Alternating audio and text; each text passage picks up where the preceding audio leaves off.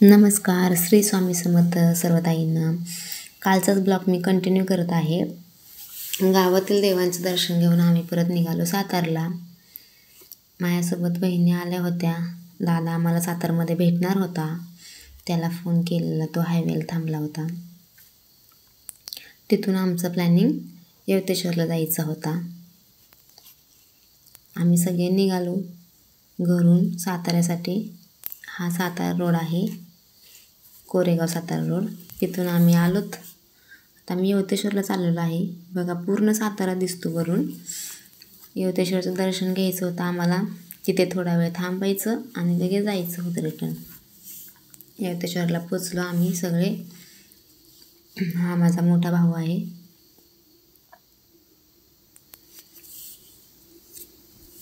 खूप दिवस मी आधी गेले होते इथे एकदा, ह्याच्या अगोदर. पण हे वहिनींना बघायचं होतं. वहिनींनी कुठेतरी ऐकलं होतं यवतेश्वर. त्या म्हटल्या कुठेतरी जायचंच आहे तर मग चला इथंच जाऊया, मला बघायचं आहे. आणि ते जवळ पण होतं. म्हणून मग आम्ही यवतेश्वरचा प्लॅन केला. काय नाही, सिम्पलच मंदिर आहे.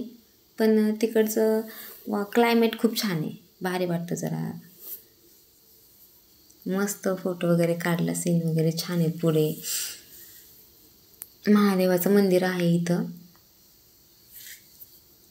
आतमध्ये जायला जागा होती. तिथून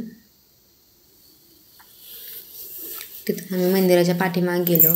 मंदिराच्या पाठीमागे तळं होतं. ते तळं आटलं होतं. ते तळ्याला थोडंच पाणी असतं. दरवेळी बघेल तेव्हा थोडंसंच पाणी असतं त्याच्यामध्ये. आरव तिथे पण पळत होता खूप, म्हणून ह्यांनी त्याला उचलून घेतलं होतं. कारण की त्याला एकदा पळायला लागला की कंट्रोल होत नाही. पळतच राहतो तो. समोर काय आहे काय नाही बघतच नाही, फक्त पळायचं असतं त्याला.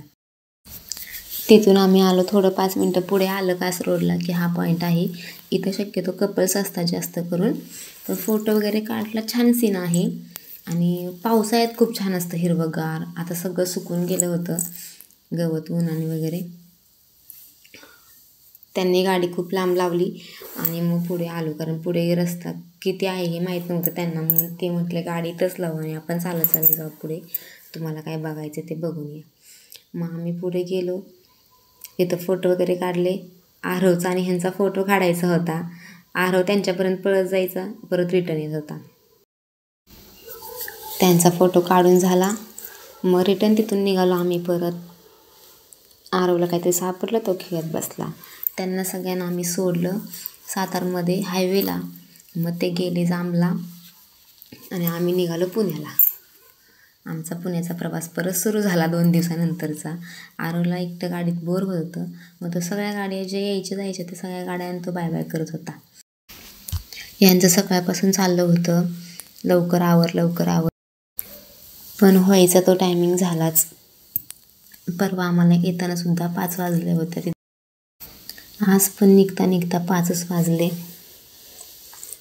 आणि आता आम्हाला परत त्याच मार्गे जायचं आहे, नारायणपूरच्या मार्गे, बालाजी मार्गे.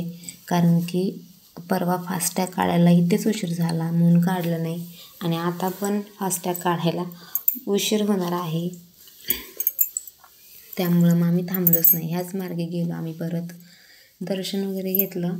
पण एवढी गर्दी होती, ट्रॅफिक जाम होतं. दर्शन झालं पण पुढे गाडी लवकर जात नव्हती. ह्या टायमिंगला संध्याकाळचं खूप ट्रॅफिक असतं. पहिले ह्या रस्त्याला खूप गाड्या नव्हत्या, पण आता खूपच गाड्या येतात. स्वामींच्या मूर्त्या इतक्या सुंदर सुंदर होत्या. असा आमचा 2-3 दिवसांचा प्रवास इथे संपला आहे. आणि तर जर ब्लॉग केला तर तो खूपच कंटिन्यू, खूप लॉंग ब्लॉग होईल आणि तो तुम्हीसुद्धा बघणार नाही. त्यामुळे आता इथेच बास करते. नेक्स्ट ब्लॉगमध्ये नवीन काहीतरी घेऊन परत भेटूया. जर व्हिडिओ आवडला तर लाईक, शेअर, सबस्क्राईब नक्की करा. गुड नाईट सर्वांना.